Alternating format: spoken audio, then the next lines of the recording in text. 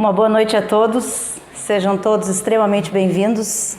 É com satisfação que nós vemos a casa cheia novamente, ainda não na sua potência total, né? Mas certamente muito mais frequentada do que foi nesses últimos 2 anos.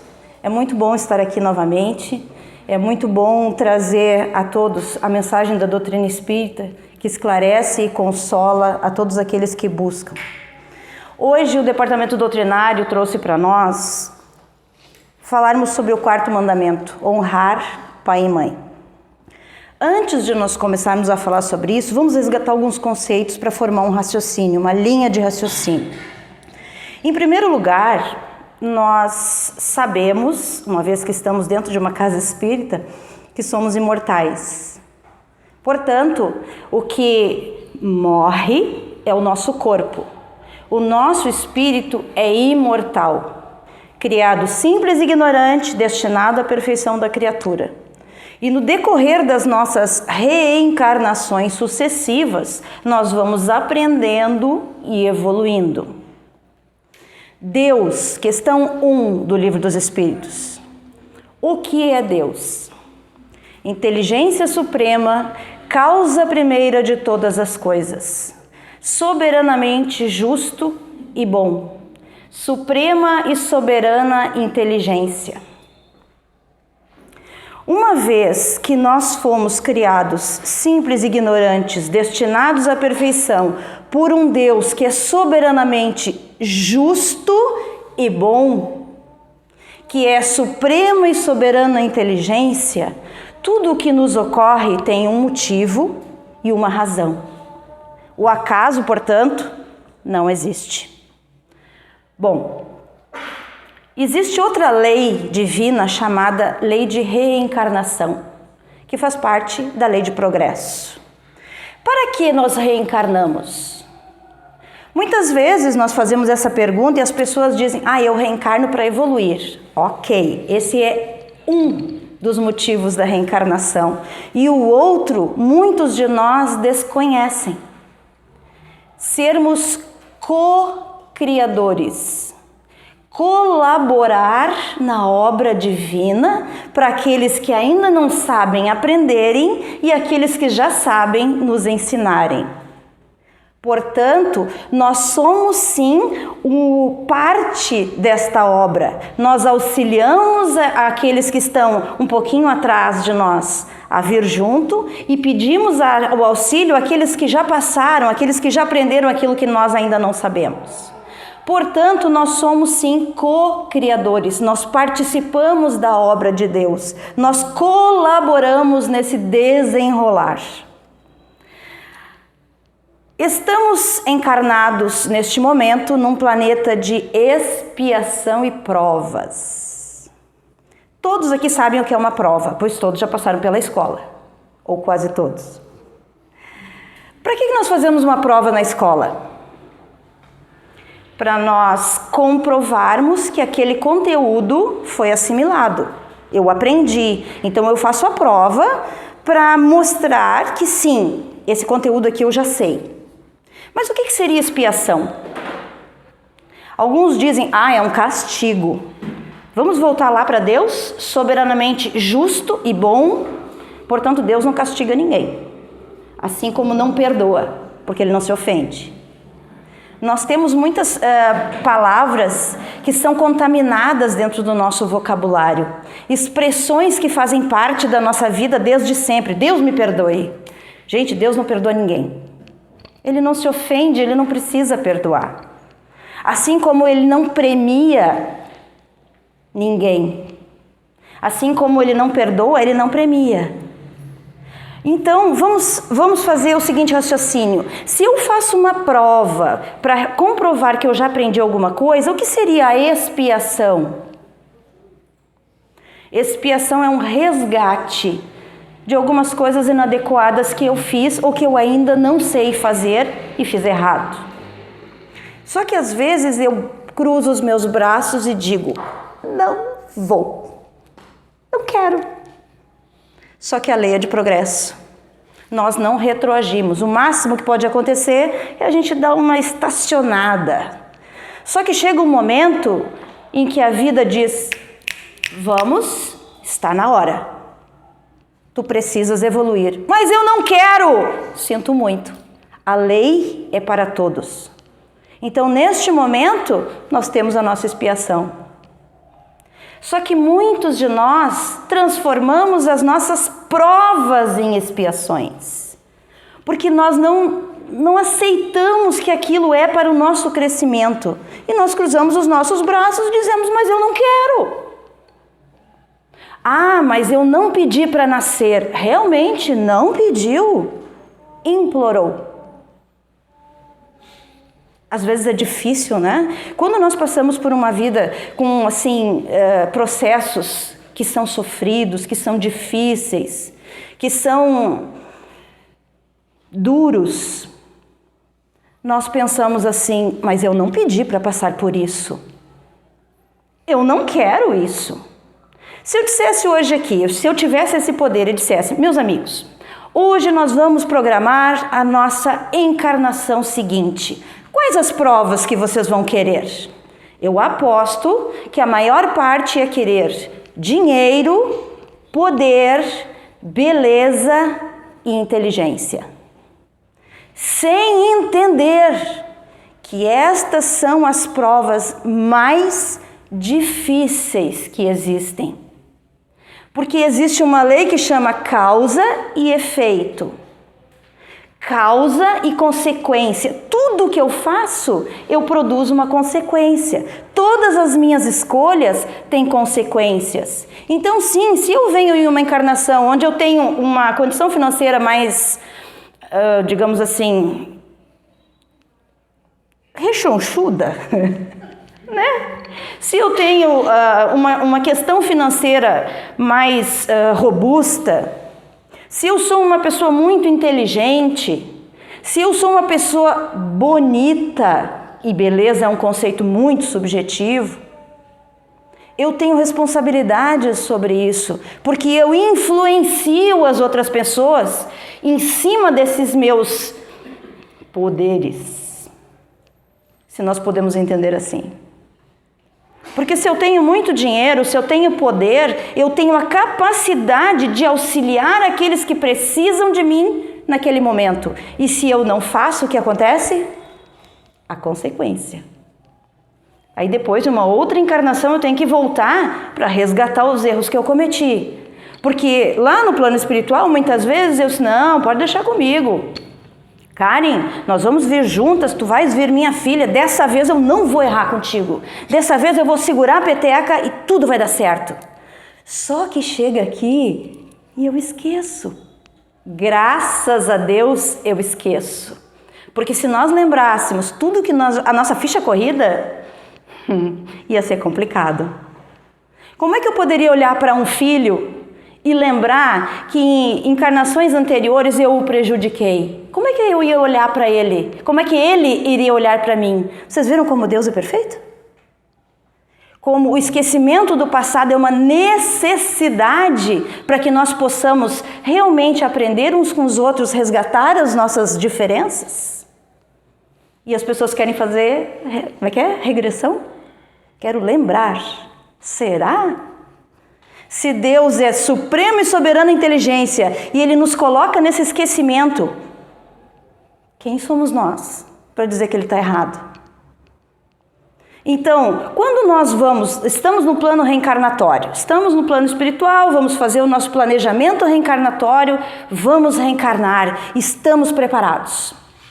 Lá na questão 258 do Livro dos Espíritos, Kardec pergunta o seguinte: tá, mas o espírito pode participar? Ele escolhe as provas que ele vai passar? E eles dizem que sim, porém, existe um porém. Ele vai escolher se ele estiver preparado para isso. Ou nós podemos pegar uma criança de 8 anos, colocá-la na faculdade e dizer: dá aula para nós hoje. É óbvio que não. Então, sim, nós podemos participar do nosso planejamento reencarnatório se nós estivermos preparados para isso. Porque ninguém quer saber que ao reencarnar vai passar por uma situação bem difícil. Nós temos que ter muita coragem para encarar isso. E alguns de nós aceitam. Não, eu quero. Dessa vez, Karen, dessa vez vai dar. Dessa vez vai dar. Eu vou conseguir. Só que ao chegar aqui, eu fraquejo. E todos nós somos frágeis. Jesus dizia, o homem é muito mais frágil do que mal. E quando ele estava falando em maldade, ele estava falando em ignorância das leis de Deus. Ele não estava falando de maldade, de ser ruim. Porque a maldade nada mais é do que isso, é a ignorância das leis de Deus. Então, quando nós chegamos aqui, nós esquecemos muitas vezes. Então tá, vamos fazer o nosso planejamento reencarnatório, onde nós temos toda uma equipe que nos auxilia, porque sabe o que é melhor para nós. Como a criança que é levada aos pais até a escola e tem todo um planejamento pedagógico das professoras para saberem qual vai ser o conteúdo que eles vão passar para aquela criança. Nós somos crianças, gente. Nós estamos no segundo tipo de mundo, recém são 5. Quantas vezes vamos reencarnar nesse tipo de mundo? Isso depende de cada um, mas serão milhares. Essa é a única certeza que eu tenho. Porque ninguém evolui assim. A natureza não dá saltos. E isso tem que ser cada um no seu ritmo. Deus é tão bom que Ele nos dá a oportunidade de nós escolhermos esse ritmo. Eu escolho o que eu quero fazer quando eu chego aqui. Porque lá no planejamento reencarnatório, o que é decidido? É decidido toda a minha vida? Não. É decidido, é feito um rascunho, um esboço. O tipo de prova, a família onde eu vou vir, o local onde eu vou nascer, o meio, o contexto onde eu vou nascer. Se eu tiver alguma deficiência física, porque eu preciso passar por isso, e deu. O resto, livre-arbítrio. Sou eu que escolho. O planejamento reencarnatório é para as provas físicas, não morais. Ninguém reencarna para ser assaltante, ninguém reencarna para ser assassino, ninguém reencarna para ser genocida. Nós reencarnamos para evoluir. E quando chegamos aqui, decidimos o que queremos fazer. E Deus nos dá o livre-arbítrio para que nós decidamos. Porém, toda semeadura tem colheita, que são as nossas consequências. Muito bem.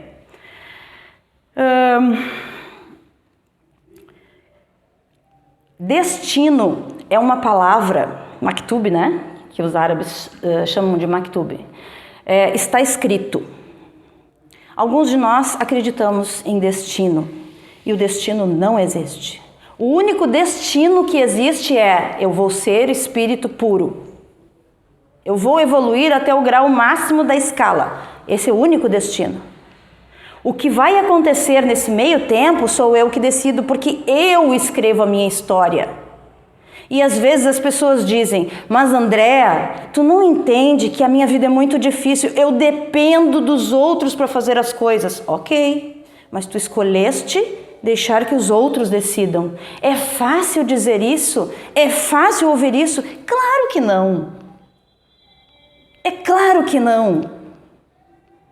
Nós nos vitimizamos muito, meus irmãos. Nós estamos sempre procurando um culpado. Nós, todos nós.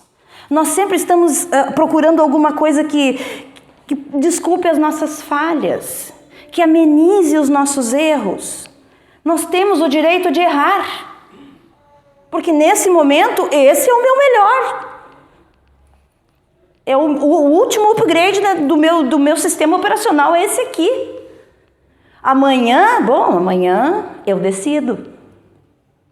Então, quando eu disse lá no início, eu não pedi para nascer, realmente eu não pedi. Eu implorei, assim como todos nós. Porque não existe outra maneira de nós evoluirmos.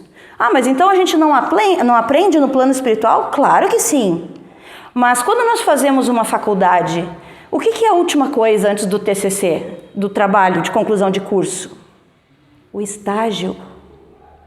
O estágio é onde nós colocamos em prática os conhecimentos teóricos. Aqui, agora, é o nosso estágio. E esse estágio vai dizer se nós temos a capacidade de passar para o próximo nível ou continuarmos aqui por mais um tempo. Se nós vamos repetir essa cadeira ou não. E tá tudo certo. Porque se eu repetir, não tem problema. Eu vou repetir quantas vezes forem necessárias. Porque sou eu que escolho. A prova de nascer num meio hostil é muito dura. É muito difícil. A prova de nascer numa família onde eu serei negado, onde eu serei, talvez, jogado fora. Como honrar pai e mãe quando uma mãe abandona? Quando um pai abusa? Quando a família abandona? Como é que se ama alguém assim? Mas a lei é tão perfeita que ela não diz ama pai e mãe. Ela diz honra. Porque honra nós já conseguimos entender o que é. Amor ainda não. Nós temos pequenas ideias do que é o amor. Porque amor mesmo, ele é indiscriminado. Ele ama todos da mesma forma. Por gentileza, levante a mão quem é mãe e pai aqui. Eu tenho certeza mais que absoluta que todos vocês fariam qualquer coisa pelos filhos de vocês. Estou errada? Porque é assim. Às vezes acontece de duas criaturas que precisam aprender juntas, mas que têm sérios atritos entre si, reencarnarem na mesma família. Porque é necessário que venham juntos. É necessário que esse esquecimento os leve a tentar construir uma coisa diferente. Resolve numa encarnação só? Claro que não. É óbvio que não. Vão vir juntos muitas vezes. O Chico contava uma história de uma senhora que apanhava do marido. Ele era muito bruto com ela e batia nela e ele ficou muito doente. E ela cuidou dele até ele desencarnar. E ela chegou para o Chico e disse: graças a Deus, fiz o meu trabalho, agora não precisamos mais vir juntos. E o Chico deu uma risadinha e disse: precisa sim. Não, mas eu já fiz tudo o que eu podia por ele. Ele disse: sim, tu cuidaste dele, agora tu tens que vir junto para aprender a amá-lo. Nós vamos vir juntos até o momento em que nós consigamos nos amar. Portanto, aquele filho que te dá um dissabor, aquele pai, aquela mãe que parece que não fecha, não é por acaso que nós estamos juntos. Nós estamos juntos para resolver essas arestas, para parar essas arestas, para que nós consigamos aprender a primeiro honrar um ao outro. E depois, aos poucos, construir essa estrada de respeito, de carinho, de amor, que não é fácil. Qual é o segundo mandamento? Amar a Deus sobre todas as coisas e ao próximo como a si mesmo. Como a si mesmo. Nós nos amamos? De que forma? Como é que eu me amo? Eu me respeito e eu realmente me amo? O que é amor para mim? Portanto, nós ainda não sabemos o que é amor. Nós temos pequenos vislumbres. Porque por algumas criaturas nós faríamos qualquer coisa pelos nossos filhos. Eu faria qualquer coisa pelos meus filhos. Não me perguntem o que, eu faria. Mas será que eu faria pelos outros também? E é aí que entra esse conhecimento de amor. O dia em que eu fizer qualquer coisa por qualquer pessoa, aí eu estou amando. Falta bastante ainda. Vamos fazer um exercício. Chega o nosso filho da escola, digamos aí, um menino de 14 anos, quando eles estão no boom dos hormônios e comem dia e noite. E ele está morrendo de fome. Mãe, estou com fome. Meu filho, eu guardei um pedaço de bolo para ti estar na geladeira. Neste momento, toca a nossa campainha, tem uma pessoa lá na frente que olha para nós e diz assim: moça, eu estou morrendo de fome, tu poderias me dar alguma coisa para comer? Para quem é que vocês vão dar o bolo? Nós ainda não sabemos o que é o amor. Nós ainda não sabemos o que é o amor. Mas vamos saber, esta é a boa nova do Evangelho. Todos nós um dia vamos saber. Então, quando o quarto mandamento vem e nos diz, honra pai e mãe, ele não diz ama, ele diz honra. Porque depois da honra, nós vamos conseguir construir essa noção de amor. Alguns amam. Tenho ideia que a grande parte ama. Como pode? Esta é outra coisa. Às vezes nós pensamos assim, meu pai e minha mãe falharam muito comigo. Gente, os pais da minha geração não tinham dúvidas. Os de vocês tinham? Eles não podiam ter dúvidas, porque estava intrínseco, estava na cabeça deles, que se eles dissessem, eu não sei o que fazer, o filho não ia respeitá-los. Hoje, os pais podem ter dúvidas. Olha a evolução do negócio. Meu pai errou muito comigo. Pode ser, mas naquele momento era o melhor dele. E quando nós conseguirmos nos reconciliar com isso, nós vamos ver que não foi tão ruim assim. Meu filho não vai passar pelo que eu passei. Oi?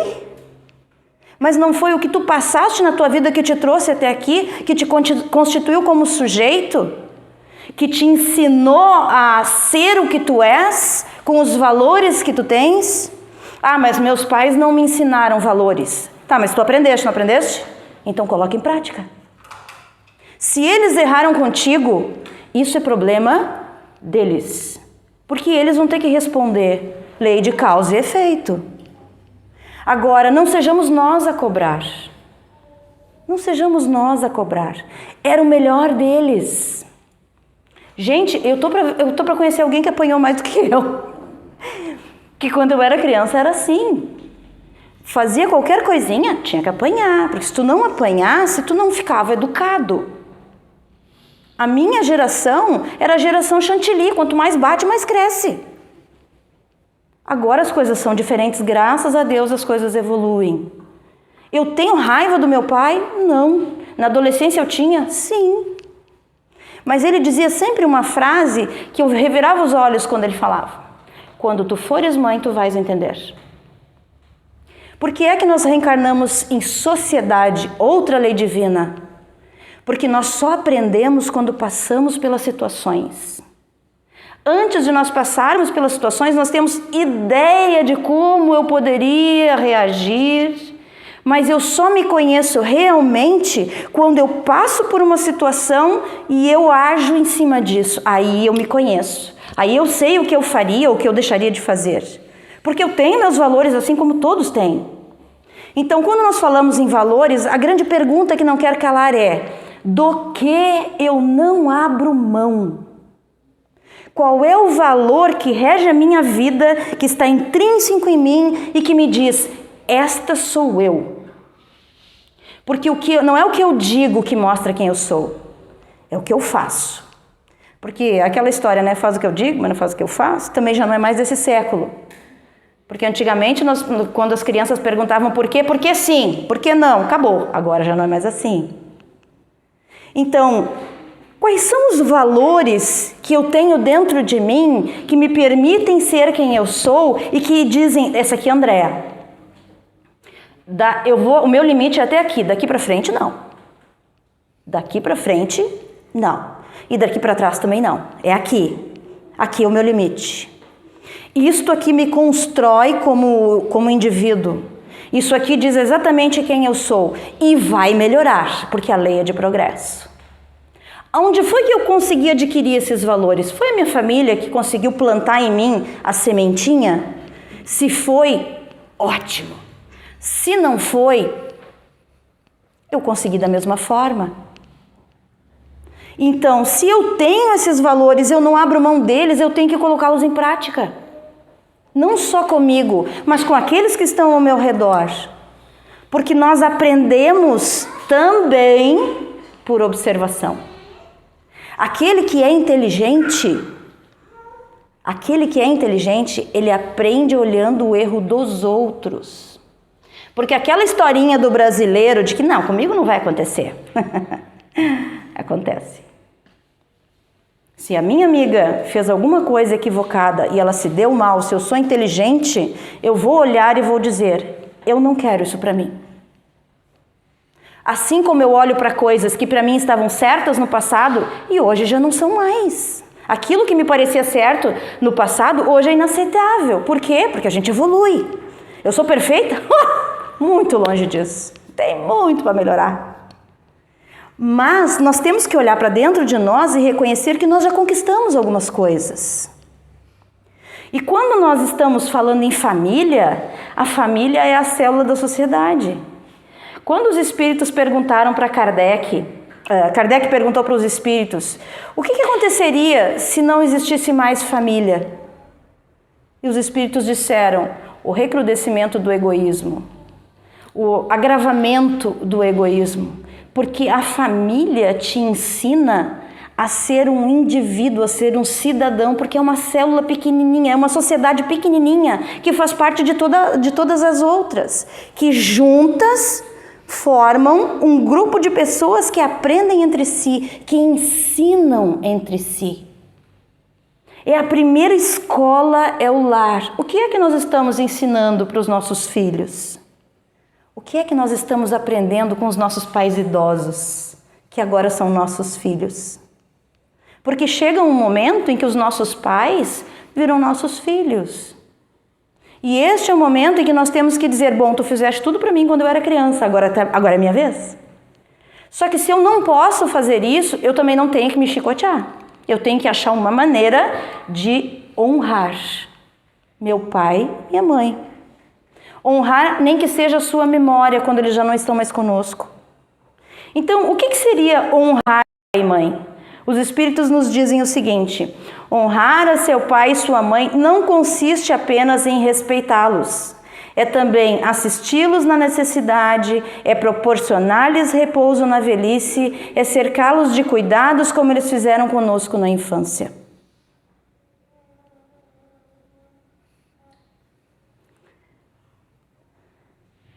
Quando nós olhamos para trás, o que nós enxergamos? Se nós fizermos um exercício agora e pensarmos assim, eu vou pensar na minha infância, quais foram os fundamentos do meu caráter? O que me constituiu como eu sou? Gente, ninguém cruza o nosso caminho por acaso e nós não entramos na vida de ninguém sem nenhuma razão. Se nós estamos juntos, é porque nós precisamos aprender alguma coisa. Ah, mas a convivência é muito difícil, não quero mais, saio de perto. Vai reencarnar junto de novo. Por que não resolver logo? Por que empurrar para baixo do tapete? Enquanto nós não aprendermos a nos amar, reencarnaremos juntos. Mas é tão difícil conviver com aquela pessoa. Sim. É na dificuldade. O ferro só é malhado no fogo. A pipoca só estoura no fogo. Ou vocês gostam de comer o milho? Não, né? Ela precisa do fogo para estourar. E nós também. Às vezes a dificuldade nos forja para o que vem depois. Ela nos forja para nos tornar robustos, digamos assim, no nosso caráter, na nossa fé, naquilo que nos define, para que nós possamos seguir em frente. No capítulo 14 do Evangelho, os espíritos nos dizem que os pais têm que ser como jardineiros. Quando nós gostamos de jardinagem, nós temos ali o nosso vaso, nós temos os nossos canteiros. O que nós fazemos quando vemos ervas daninhas? Nós vamos lá, tiramos, afofamos a terra, botamos água e cuidamos da planta. Nossos filhos são nossas plantas e nós temos que ser como jardineiros. Porque questão 582 do Livro dos Espíritos, a paternidade é uma missão? Sim. A missão de encaminhar os filhos para o caminho do bem, para Deus. E lá no capítulo 14 também tem uma pergunta muito interessante. A cada pai e a cada mãe Deus perguntará, que fizeste dos filhos que te confiei? O que nós vamos querer responder? Porque quando nós olhamos honra teu pai e a tua mãe, nós nos colocamos no papel de filhos, né? Mas nós também somos pais. O que é que os nossos filhos têm a dizer de nós? Eu quis trazer o outro lado hoje. Porque quando nós nos colocamos no papel de filho, nós nos remontamos à nossa infância e pensamos assim, mas foi injusto. Não, eu sofri muito. Minha infância eu não sei o quê. Minha mãe dava mais atenção para o meu irmão do que para mim. Isso aí, quem tem mais de um filho sabe. Mas, hoje, olhando para mim, para os meus valores, para aquilo que me constitui, se eu olhar para trás, quem foi que me forjou? Eu. De que forma? Quem foi que me apresentou Deus? Quem foi que me apresentou os valores que são necessários para que eu me torne uma pessoa digna? Se foram os pais, fizeram o seu papel. Que fizeste dos filhos que te confiei, eu os encaminhei para ti, Senhor, com honra. Muito obrigado pela atenção de todos. Cheguem bem em casa.